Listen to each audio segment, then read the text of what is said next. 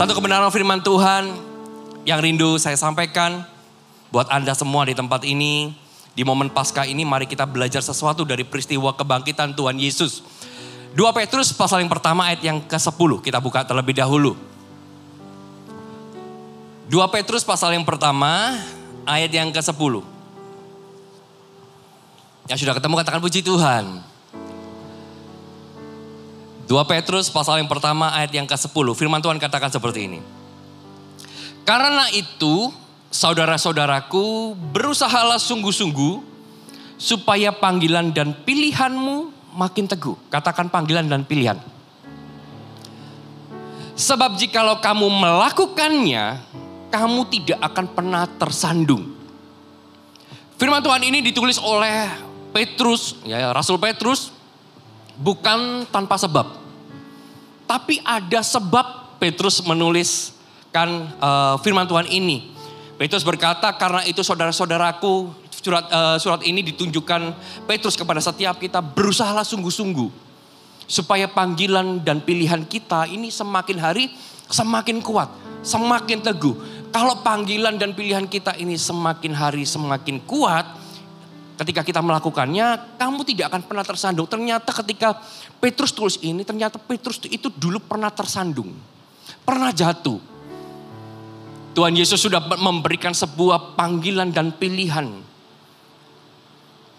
kepada hidupnya. Tapi ketika Tuhan Yesus ditangkap dan disalib, Petrus ini menyangkal Tuhan. Dia pernah jatuh di dalam panggilan dan pilihan yang Tuhan sudah tetapkan di dalam kehidupannya. Makanya dia tulis ini buat setiap kita yang hari ini ada di tempat ini, berusahalah sungguh-sungguh supaya panggilan dan pilihanmu semakin hari semakin teguh, semakin hari. Entah kita hari ini masih muda, beranjak dewasa, beranjak lagi tua gitu ya. Sampai kapanpun panggilan dan pilihan kita ini harus semakin kuat. Bukan hanya karena kita habis AOG Conference, kita berapi-api. Bukan karena kita habis AOG Conference gitu ya, kita bisa melayani. Tapi sampai kapanpun, sampai ketika nanti mungkin kita menikah, sampai kita nanti punya anak, sampai kita beranjak tua, semakin hari panggilan Tuhan dalam hidup kita ini harus semakin kuat. Yang setuju katakan amin. Petrus pernah dipanggil. Dia yang semula adalah seorang penjala ikan, Tuhan panggil menjadi penjala manusia, menjadi seorang revivalist. Tapi ketika Tuhan Yesus ditangkap, ketika banyak orang berkata, kamu salah satu dari dia, Petrus gak mengakui. Dia berkata, aku bukan, aku gak kenal dia. Sungguh sumpah, gue gak kenal sama dia. Petrus pernah jatuh, makanya dia tulis. Dia sedang mengingatkan kita bahwa ada panggilan dalam hidup kita yang harus dijaga. Ada panggilan di dalam hidup kita yang harus dibangkitkan. Nah, kita mau belajar dari peristiwa kebangkitan Tuhan Yesus, Matius 26 ayat ke-31 dan 32. Matius 26 ayat ke-31 sampai 32. Dikatakan seperti ini. Maka berkatalah Yesus kepada mereka. Ini siapa yang berkata? Halo? Siapa yang berkata? Yesus ya. Maka berkatalah Yesus kepada mereka, ini kepada murid-muridnya, kepada setiap kita. Malam ini kamu semua akan tergoncang imanmu karena aku. Sebab ada tertulis, aku akan membunuh gembala dan kawanan domba itu akan tercerai-berai. Lalu ayat ke-32, akan tetapi sesudah aku bangkit, katakan bangkit. Aku akan mendahului kamu ke Galilea. Ini firman Tuhan diucapkan sebelum Yesus bangkit. Sebelum Yesus ditangkap. Sebelum Yesus mati di atas kayu salib. Sudah diucapkan kepada murid-muridnya. Dia sudah menitipkan sebuah pesan gitu ya. Bahwa nanti gitu ya, ketika aku ditangkap, aku mati. Tapi pada hari pertama ketika aku bangkit, aku memerintahkan kamu untuk berkumpul semuanya di Galilea. Berkumpul di Galilea. Pernah nggak kita bertanya, kenapa sih Tuhan kok harus berkumpul di Galilea? Kenapa nggak berkumpul di tempat lain? Kenapa nggak berkumpul di tempat Bethlehem. Kan lebih asik tempat Yesus lahir. Kenapa nggak berkumpul di Nazaret, tempat Yesus dibesarkan? Kenapa nggak berkumpul di tempat lain? Yudea contohnya. Kenapa nggak berkumpul di Samaria? Kenapa nggak berkumpul di Roma yang jauh lebih besar daripada sekedar Galilea? Pernah nggak kita bertanya? Dan pesan ini diulangi beberapa kali di dalam Injil yang lain. Tuhan kasih pesan, nanti kalau aku bangkit, semua. Kita harus bergerak, berkumpul bersama-sama di Galilea. Karena apa? Karena aku sudah menunggu di sana. Akan tetapi sesudah aku bangkit, aku akan mendahului kamu ke Galilea. Pesan yang sama terus diulangi kepada murid-muridnya. Ini adalah sebuah pengingat bagi murid-muridnya untuk meneguhkan kembali panggilannya di dalam kehidupan murid-murid untuk dikerjakan. Sedangkan arti kata Galilea bukan hanya ditulis namanya Galilea karena letak geografis, bukan. Tapi arti Galilea adalah secara simbolis adalah pusat dari kegerakan. Pusat dari amanat agung. Pusat dari misi gereja. Itu artinya. Arti secara simbolis dari kata Galilea. Dikatakan bahwa Tuhan mendahului murid-muridnya ke Galilea. Dan bukan hanya itu, dikatakan firman Tuhan bahwa di Galilea engkau akan melihat aku. Kata melihat aku ini artinya adalah mengalami kemuliaan Tuhan. Di Galilea engkau akan mengalami kemuliaan Tuhan. Ketika kita bergerak bersama-sama menuju tempat di mana Tuhan suruh kita akan mengalami kemuliaan Tuhan. Galilea adalah pusat kegerakan. Artinya ketika kita bergerak semua menjadi seorang revivalist, kita semua dipanggil sebagai seorang revivalist gitu ya. Ketika kita berjalan bersama-sama, kita akan melihat kemuliaan Tuhan dinyatakan atas hidup kita. Halo, yang setuju katakan amin. Galilea ini mengingatkan murid-muridnya ada banyak perkara gitu ya yang terjadi ketika Yesus masih hidup dikerjakan di Galilea. Banyak perkara yang terjadi antara Yesus dengan murid-muridnya yang terjadi juga di Galilea. Sehingga ketika Tuhan Yesus berkata nanti ketika aku bangkit, aku mendahului kamu ke Galilea gitu ya. Murid-murid itu disadarkan, diingatkan. Ketika dengar kata Galilea, oh iya berarti Tuhan mau suruh aku lakukan ini. Karena di Galilea sewaktu Tuhan Yesus masih hidup gitu ya. Sebelum dia disalib di Galilea, di tempat di Galilea. Tuhan lakukan banyak perkara di dalam kehidupanku. Dia mengingatkan aku harus lakukan apa. Sehingga ketika dia mati, dia bangkit. Dia mendahului ke Galilea. Kita bersama-sama melakukan perkara yang sudah Yesus Kristus kerjakan di dalam hidupnya. Perkara pertama, become revivalist adalah panggilan. Markus pasal yang pertama ayat yang ke-16 dan 18. Sampai 18. Markus pasal yang pertama ayat 16 sampai 18. Ketika Yesus sedang berjalan menyusur danau Galilea, katakan Galilea. Ia melihat Simon dan Andreas, saudara Simon. Mereka sedang menebarkan jala di danau, sebab mereka penjala ikan. Yesus berkata kepada mereka, mari ikutlah aku dan kamu akan kujadikan penjala manusia. Lalu mereka pun segera meninggalkan jalannya dan mengikuti dia. Become revivalist yang pertama adalah panggilan untuk menjadi penjala manusia. Become revivalist adalah panggilan kepada setiap kita. Bukan hanya murid-murid Yesus yang ke-11 itu. Tapi buat setiap kita, message ini buat kita. Bukankah kita semua yang mengalami kebangkitan Tuhan Yesus? Kalau Tuhan Yesus bangkit, artinya firman Tuhan ini untuk kita. Kita semua di tempat ini dipanggil untuk memenangkan jiwa. Kita dipanggil untuk menjala manusia. Loh, aku kan sekolah, aku kan pelajar. Yes, walaupun engkau pelajar sekalipun, engkau tetap dipanggil untuk menjadi penjala manusia. Bukankah Pastor Philip kemarin sampaikan, engkau punya masa 3 tahun di SMA, 4 tahun di kampus untuk bisa memenangkan jiwa. Engkau punya 3 tahun, SMP juga 3 tahun. Punya masa cuma 3 tahun. Enggak selama-lamanya Anda jadi pelajar. Makanya ketika hari ini engkau menjadi seorang pelajar, engkau dipanggil menjadi penjala manusia. Bagi Petrus, Andreas, Yakobus, murid-murid Yesus Danau Galilea ada tempat mereka itu mendapatkan nafkah. Cari ikan. Namun di Danau Galilea mereka mengalami transisi kehidupan, di switch sama Tuhan. Perubahan orientasi hidup. Memang mereka tetap seorang nelayan. Anda pun juga harus tetap menjadi seorang pelajar. Jangan sampai aku mau jadi revivalist, tapi Anda hancurkan sekolah yang gak bisa.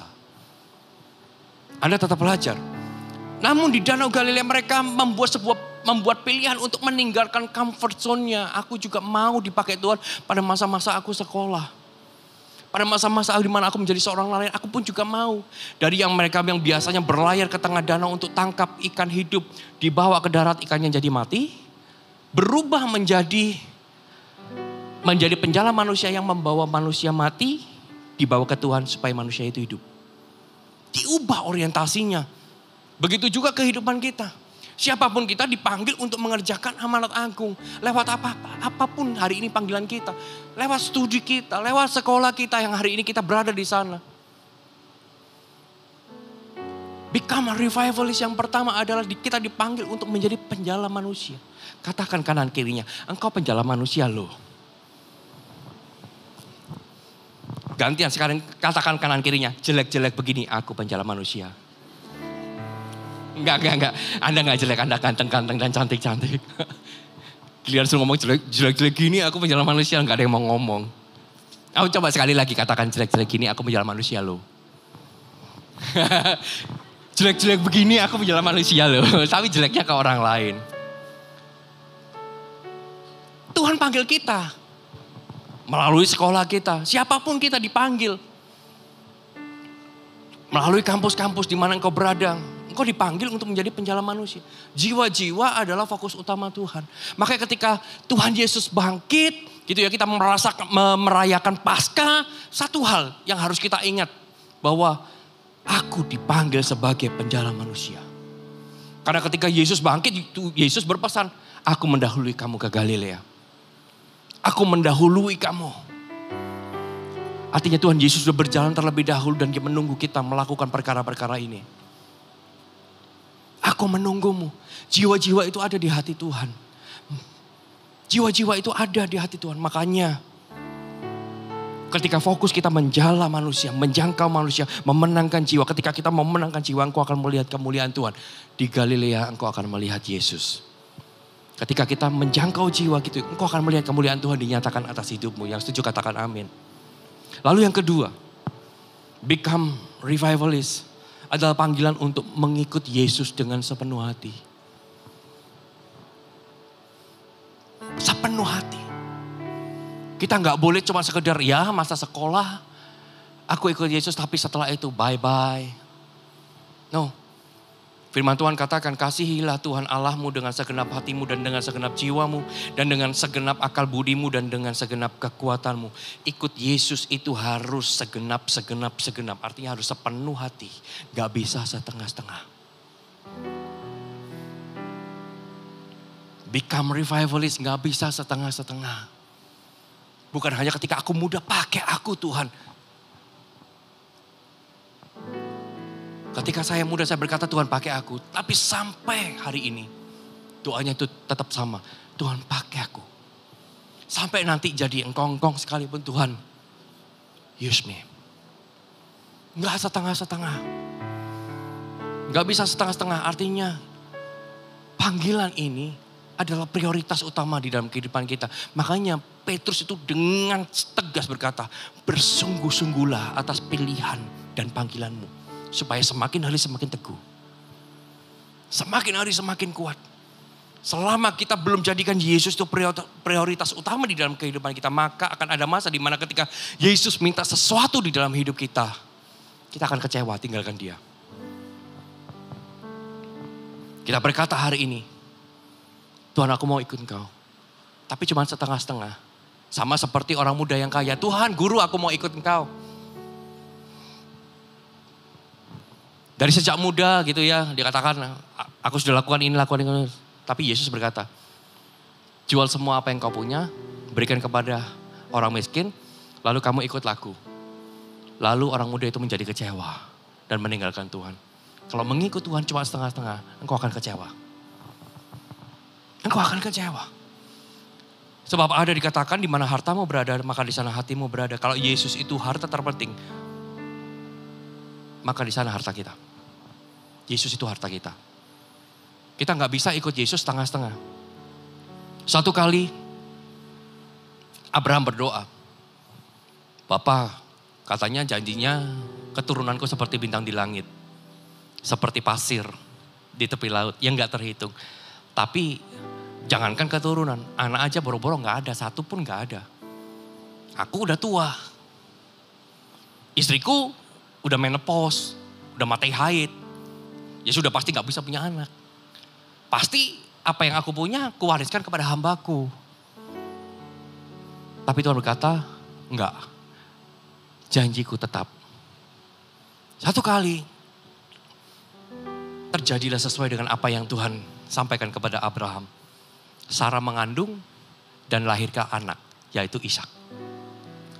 Nah ketika Ishak lahir, Ishak mulai bertumbuh, jadi bayi, bertumbuh, teenagers gitu ya. Mungkin sampai seusia Anda. Ketika sudah bertumbuh seusia Anda, tiba-tiba Tuhan berfirman kepada Abraham, Abraham, korbankan anakmu yang satu-satunya yang kau kasihi di tempat yang aku tunjukkan kepadamu.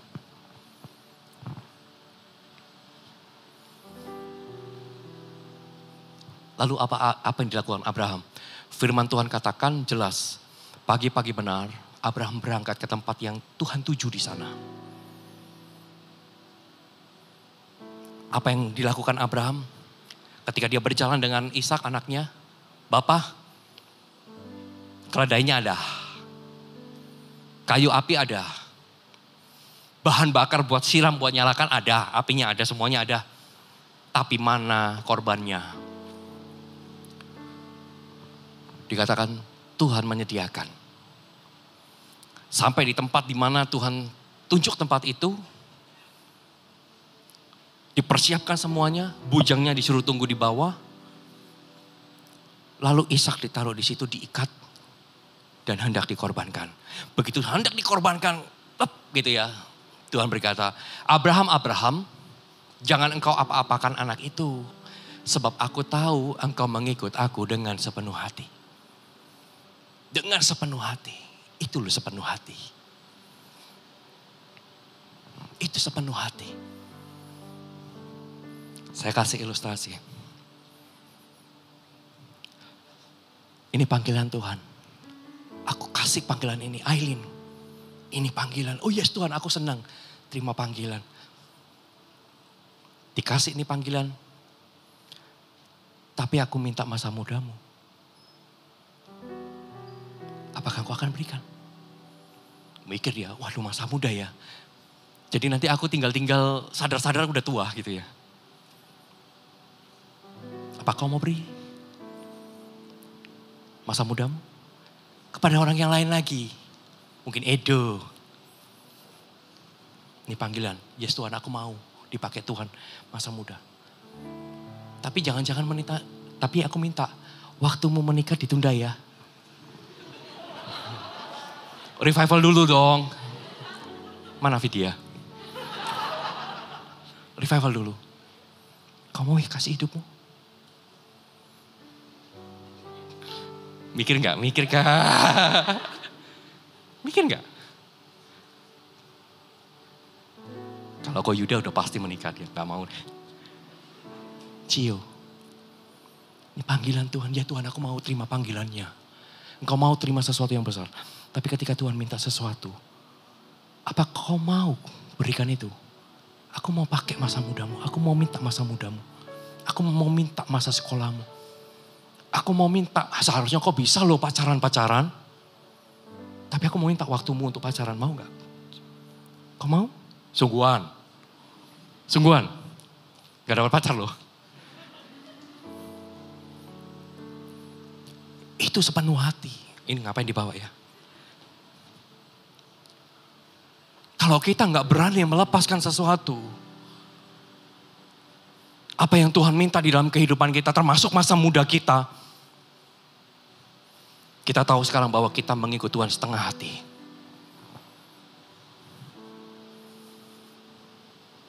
Kita mengikut Tuhan setengah hati. Satu kali, ada satu keadaan di mana saya juga sedang melayani suatu kali. Terus tiba-tiba orang tua sakit. Orang tua sakit dan itu sakitnya parah banget.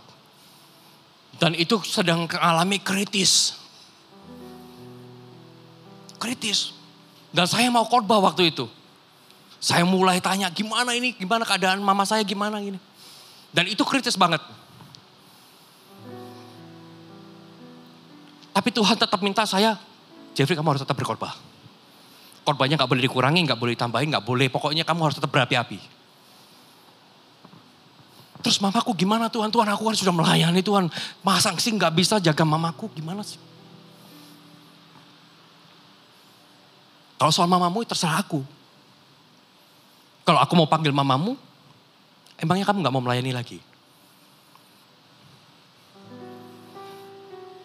Itu masa-masa yang sulit buat saya. Tapi saya ngomong sama Tuhan, Tuhan, sekalipun aku gak bisa lihat mamaku sembuh, sekalipun aku lihat mamaku mungkin Tuhan panggil sekalipun, aku akan tetap melayani Tuhan sepenuh hati.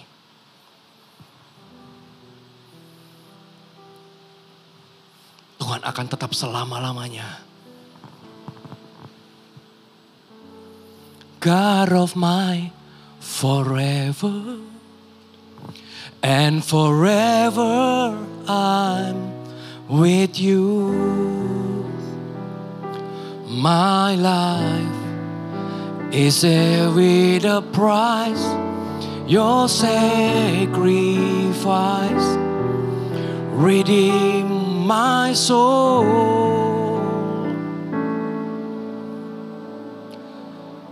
God of my forever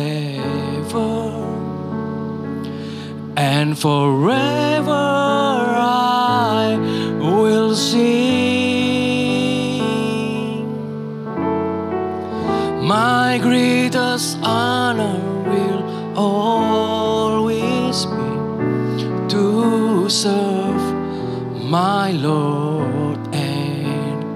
Sekalipun masa mudaku engkau minta Tuhan, sekalipun waktuku untuk bersenang-senang Tuhan minta, aku akan tetap mengikut Tuhan sepenuh hati. Sekalipun waktu bersenang-senangku berkurang, karena apa? Karena aku harus melayani, aku harus menggembalakan Connect Group, aku harus menjangkau jiwa-jiwa. Sekalipun, seperti Edo Dati. Mau menikahnya ditunda, setahun lagi revival dulu. Aku akan kasih hidupku, itu sepenuh hati. Ada sesuatu yang terjadi ketika kita mengikut Yesus sepenuh hati. Ketika kita mengikut Yesus, murid-murid itu ketika pertama kali bertemu dengan Yesus. Yesus lihat, dia tangkap ikan semalaman gak dapat gitu ya. Lalu Yesus bilang sama mereka murid-muridnya, sebelum jadi murid-muridnya, ayo sekali lagi bertolak ke tempat yang lebih dalam. Tuhan, Guru, sepanjang malam kami tangkap, kami gak dapat. Tapi karena Engkau yang suruh, lihat. Karena Tuhan yang suruh, aku mau jalan. Kalau Tuhan yang suruh jalan gak Anda? Kalau Tuhan yang suruh jalan gak? Petrus sekalipun dia gak dapat, sekalipun dia capek. Sekalipun dia harus buang waktu sekali lagi, harus berangkat lagi. Tapi karena Engkau yang suruh, aku berangkat. Dan ketika dia berangkat, firman Tuhan jelas katakan di dalam Lukas 5 ayat ke-7 dikatakan ketika mereka tangkap ayat 6 dan setelah mereka melakukannya mereka menangkap sejumlah besar ikan sehingga jala mereka mulai koyak. Jalanya koyak. Lalu mereka memberi isyarat kepada teman-temannya di perahu yang lain supaya mereka membantunya. Dan mereka itu datang lalu mereka bersama-sama mengisi kedua perahu itu dengan ikan hingga hampir tenggelam. Lihat, mereka itu belum kenal Tuhan, belum jadi murid Tuhan. Tapi ketika mereka itu tangkap sejumlah besar ikan, jalan mereka koyak, perahunya hampir tenggelam. Tetapi ketika 3,5 tahun dia mengikut Yesus, kejadian yang sama diulang di dalam Yohanes 21 ayat 11. Simon Petrus naik ke perahu itu menghela jala itu ke darat penuh dengan ikan-ikan besar 153 ekor banyaknya dan sungguh pun sebanyak itu jala itu tidak koyak. Ketika kita mengikut Yesus dengan sepenuh hati, apa yang Tuhan percayakan di dalam hidupmu tidak akan pernah koyak. Enggak pernah koyak. Ketika mengikut Yesus maka saat itulah sebenarnya hidup kita diubahkan. Saat kita mengikut Yesus sejak itulah hidup kita ini dikuatkan. Maka ketika become revivalist, sejak kita turut di dalam panggilan mengambil bagian menjadi seorang revivalist di dalam kegerakan ini, justru saat itu apa yang dipercayakan gak akan pernah koyak di dalam hidupmu. Halo amin. Halo amin. Become revivalist. Kita dipanggil untuk sepenuh hati ikut Tuhan. Jangan setengah-setengah. Kalau hari ini Tuhan berbicara, let go. Let go, lepas. Tapi saya gak ngomong gini, sungguhan gak jadi menikah loh. Ya saya tetap harus menikah. Tetap harus. Tapi seandainya Tuhan pun minta waktu itu, jangan tahan itu. Apa yang Tuhan minta, lepaskan. Ya Tuhan, aku akan berikan semua apa yang Tuhan minta di dalam hidupku. Itu sepenuh hati. Katakan amin. Yang ketiga, yang terakhir. Become revivalist adalah panggilan untuk menjadi sumber api. Karena ketika Yesus ditangkap, semua murid-murid Yesus semuanya down. Ketika Yesus ditangkap, disalib, lalu Yesus mati. Ada masa di mana 3 hari sebelum Yesus bangkit, murid-murid menutup diri, ketakutan, semua down. Padahal perintahnya Tuhan Yesus jelas. Nanti ketika aku mati gitu ya, aku akan mendahului. Ketika aku bangkit, aku akan mendahului kamu ke Galilea. Seharusnya mereka tetap berada di dalam posisinya sebagai penjala manusia. Tapi mereka semua kembali menjadi nelayan. Kenapa? Karena mereka merasa, oh pemimpinku gak ada, pemimpinku udah mati. Apalagi gunanya hidupku. Apalagi fungsinya. Ya sudahlah, kembali aja sebagai seorang nelayan. Makanya ketika Yesus bangkit, diingatkan bahwa engkau harus jadi sumber api dimanapun engkau berada. Become revivalist, bukan ikut-ikutan. Bukan karena AOG conference engkau ada di tempat ini, no. Bukan ikut-ikutan. Karena temanku berapi-api lompat-lompat, aku ikut lompat-lompat juga. Teman Anda gak ada, Anda pun gak akan lompat-lompat. Kita dipanggil sebagai sumber apinya, sumber api kegerakan dimanapun kita berada. Justru orang yang gak gerak, kita bakar jadi gerak. Kita sumber apinya, kita ini bukan cuma sekedar menjadi konduktor. Penghantar panas yang baik. Di sebelah berapi-api kita panas karena ada api di sebelahnya. Tapi begitu apinya pergi, kita jadi dingin lagi. Enggak, kita gak dipanggil jadi konduktor, kita dipanggil jadi sumber apinya. Dimanapun mereka berada, mereka harus mempengaruhi orang-orang yang ada di sekitarnya. Begitu juga di dalam hidup engkau dipanggil sebagai sumber apinya. Dimanapun engkau berada, engkau harus membakar segala sesuatu yang ada di sekitarmu. Api didekatkan kayu, kayu itu langsung jadi sumber api. Jadi sumber api itu mau dikasih apapun, gak ada fasilitas. Cuma dikasih jerami, dibakarlah jerami. Dikasih kayu-kayunya dibakar. Dikasih besi-besinya dilelehkan. Dikasih apapun jadi. Sekalipun hari ini mungkin CG ku bukan CG yang bagus lah, biasa lah. Tapi dengan keberadaan Anda di dalam sana, engkau sebagai sumber api, maka CG yang biasa akan jadi luar biasa. Halo amin. Mungkin hari ini engkau berada di dalam sekolah yang mungkin sekolahnya biasa. Tapi karena keberadaanmu, engkau sebagai sumber api, sekolahmu akan jadi luar biasa. Kampusmu akan jadi luar biasa. Fakultasmu akan jadi luar biasa. Karena apa? Karena engkau sumber apinya. Mau dikasih apapun jadi. Gak ada fasilitas, gak apa-apa. Apa yang kusentuh jadi. Kenapa? Karena sumber apinya kita. Coba bertanya dalam hati kita. Kita ini sudah jadi sumber api atau kita hari ini masih konduktor? Kalau ada kegerakan-kegerakan itu yang membakar kita, begitu kegerakannya habis, kita juga biasa. Atau gak ada kegerakan, kita yang menciptakan kegerakannya. Kita menjangkau bukan karena kita disuruh, ayo jangkau jiwa ya, oh ya kita jangkau. Tapi karena ada yang suruh. Tapi gak ada yang suruh, jadi kita gak jangkau juga. Atau kita sebaliknya, gak ada yang suruh, kita akan tetap memenangkan jiwa. Bukan karena hanya Anda ada di Malang Anda berapi-api. Ketika Anda pulang ke kotamu, engkau tetap berapi-api. Pak, di kotaku gak ada gereja Mawar Syaron yang berapi-api. Karena keberadaanmu, maka nanti gereja Mawar Syaron akan ada di sana. Sumber apinya. Become revivalist, kita dipanggil sebagai sumber api. Siapa yang mau jadi sumber api di sini? Bisa lambaikan tangan. Kasih kemuliaan buat Tuhan kita. Siap untuk sesuatu yang besar.